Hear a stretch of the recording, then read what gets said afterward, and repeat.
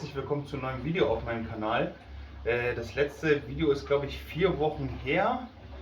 Da hatte ich mein großes Becken vorgestellt und in den 4 Wochen war ich jetzt nicht untätig. Ich habe nämlich meine Ablegerbecken umgebaut und die wollte ich heute euch mal vorstellen. Ist noch nicht alles ganz fertig, aber im Großen und Ganzen ist das jetzt schon in Betrieb gegangen. Es sind auch schon Algen drin. In dem kleineren Ablegerbecken auch, und ich wollte jetzt einfach mal das System so ein bisschen vorstellen, was ich mir da gedacht habe oder auch nicht. Ja, dann würde ich mal sagen, legen wir los.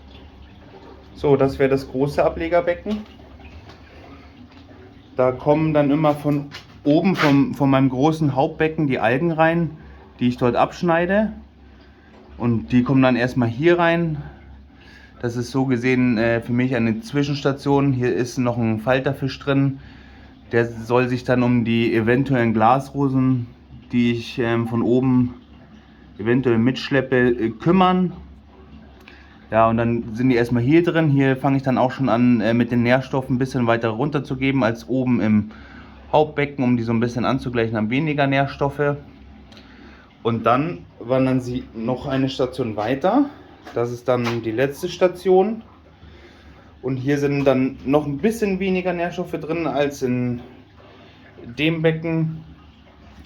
Und hier sind keine Fische drin. Und hier ist jetzt quasi der Gedanke gewesen, es kommt von oben erstmal hier runter. Dann wird sich hier um eventuelle Glasrosen oder sonstige ungewünschte Gäste gekümmert. Und da hier Fische drin sind, ist der Gedankengang, dass sie erstmal hier dann in ein fischloses System übergehen für ein paar Wochen.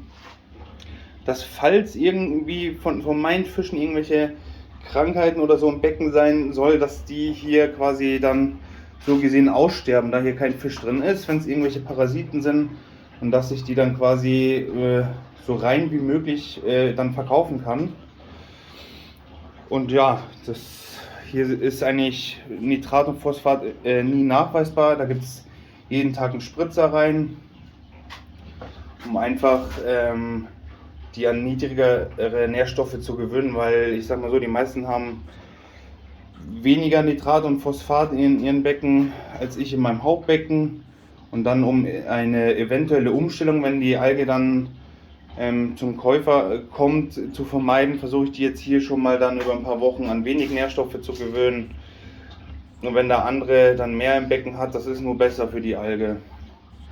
Ja, und das ist der Hintergedanke dabei. So, in dem Becken ist eigentlich kein Filter drin. Ich habe hier eine 1000 Liter die Stunde Pumpe von Eheim. Die pumpt es hier durch einen Schlauch, hier hinten in die Spraybar rein, die auf ganze Länge geht. Dann zieht das Ganze wieder hier zurück und dann beginnt das Spiel von neuem. Hinten habe ich einen Oberflächenabzug drin. Den kann ich leider nur quer reinstellen, weil hier nur 12 cm Wasser drin ist, und für den Eheim Skim 350 ist das. Bräuchte man mindestens 15 cm, um oben den Hut vernünftig drauf zu kriegen. Ja, muss ich jetzt so schräg stehen lassen, täglich da die Watte raus, damit die Oberfläche schön sauber ist. Dann ist hier Heizstab drin, klar, Nachfüllung ist dran, Dosieranlage hängt auch dran. Damit dosiere ich von Aquaforest das 1, 2, 3 Plus und das Reef Minerals, um die Carbonathärte und Magnesium, Calcium hier stabil zu halten. Das Becken ist 1,80 Meter x 60, 15 cm hoch und hat jetzt netto 130 Liter drin. Das hier ist 2,50 Meter, 70 breit, 40 hoch, und mit dem Filterbecken bin ich jetzt, glaube ich, dann bei 620 Liter, wenn mich das nicht täuscht. Und das Filterbecken ist auch sehr einfach aufgebaut. Es kommt von oben in eine Filtersocke rein. Dann geht es hier unten durch, und dann habe ich hier Biofiltermaterial, ein paar lebende Steine, die ich noch oben aus meinem Filterbecken hatte. Da liegt jetzt gerade Aktivkohle drin, warum auch immer. Bisschen Siborax. Ja, dann geht es hier hin. Dann ist hier eine Pumpe mit 3500 Liter. Die pumpt das Ganze dann wieder nach oben. Über den Überlauf läuft nichts. Da das Ablaufrohr schräg angeschnitten ist, habe ich eigentlich nicht das Problem so mit Sauggeräuschen, beziehungsweise das Ganze steht ja eben im Keller. Da stört mich das nicht so. Ja, Heizstab hängt momentan noch hier drin. Den werde ich aber wahrscheinlich unten ins Filterbecken packen, weil man sieht hier, wenn er heizt, das Wasser gleich oben in Überlauf. Hier kühlt es dann wieder ab und bis es oben ist, ist es auch wieder kalt. Da müsste ich aber dann das Kabel verlängern, weil das reicht nicht von hier oben bis runter ins Filterbecken. Ja, 2 Fische sind drin, ein kleiner Falterfisch, der ist dann für die Glasrosen angedacht.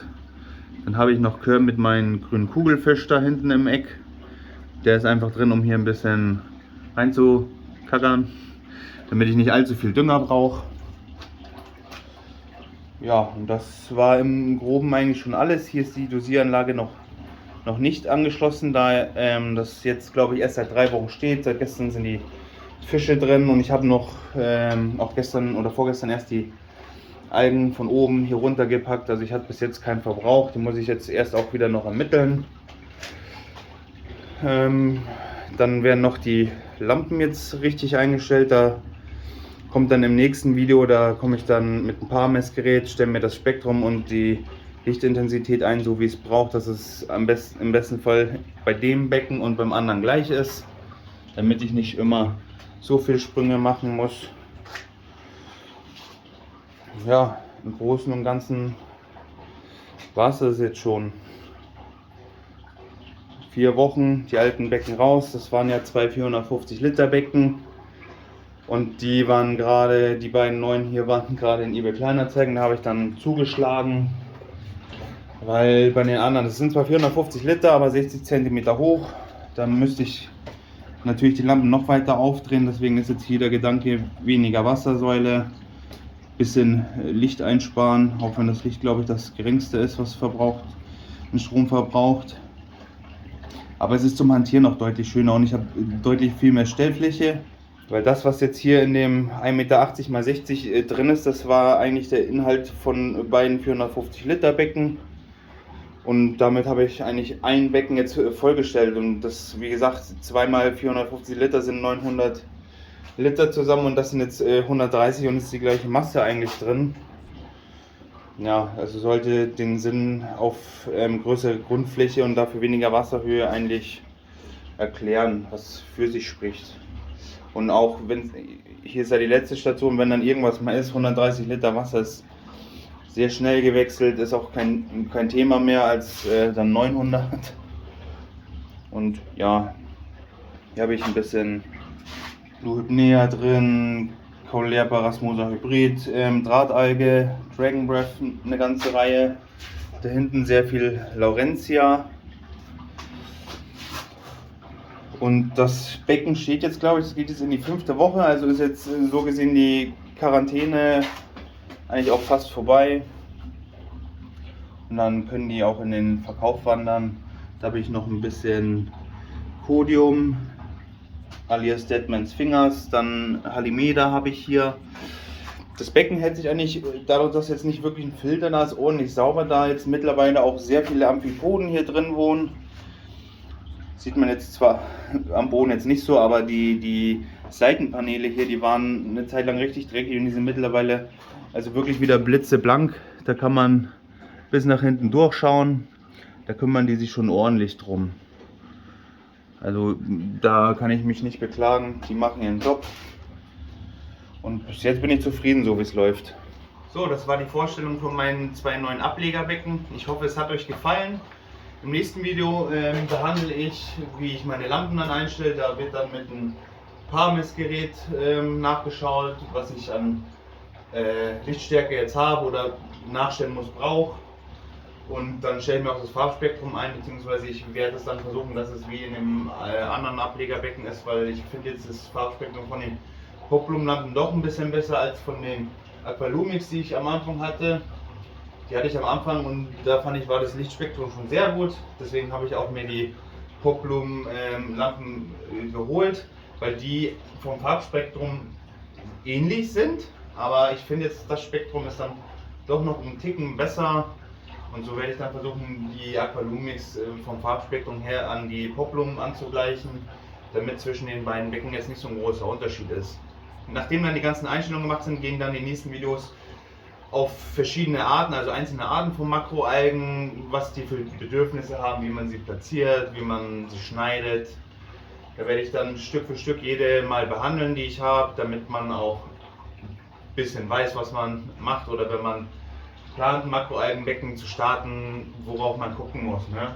Weil jede Alge ist leider nicht gleich. Das durfte ich auch am Anfang sehr oft herausfinden.